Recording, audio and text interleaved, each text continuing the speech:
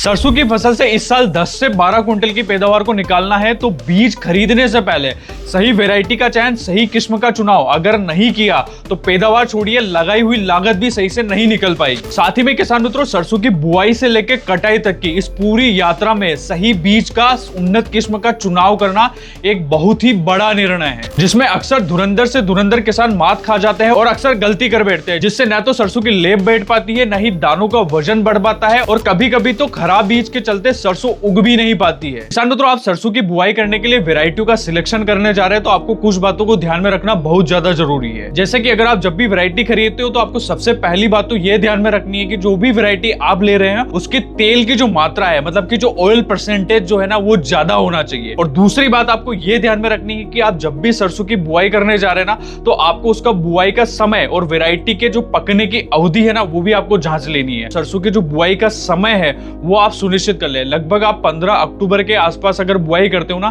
तो ये सरसों की बुआई के लिए सबसे उचित समय माना जाता है। साथ में किसान मित्रों, अगर आप सरसों की बुआई करने जा रहे हैं ना, तो आपको तीसरी बात ये ध्यान में रखनी है कि जो भी वैरायटी आप ले रहे हो उसकी रोग प्रतिरोधक क्षमता जो है ना, वो ज्यादा होनी चाहिए। और किसान मित्रों, साथ में एक बात जरूर ध्यान रखें कि आप जो भी वैरायटी ले रहे हो ना सरसों की, यानी कि अगर आप काली सरसों जो आती है, अगर वो वैरायटी ले रहे हो तो उसका अमूमन जो ऑयल परसेंटेज जो रहता है ना, वो कम ही रहता है, मतलब कि लगभग 39 से लेकर 42 के बीच में उसकी लैब बैठती है। और वहीं अगर आप पीली सरसों की बुआई करते हो ना, तो उसका जो ऑयल परसेंटेज जो है ना, वो ज्यादा आता है, उसकी जो लेब निकल के आती है ना, वो अमूमन 43% से ज्यादा ही आती है।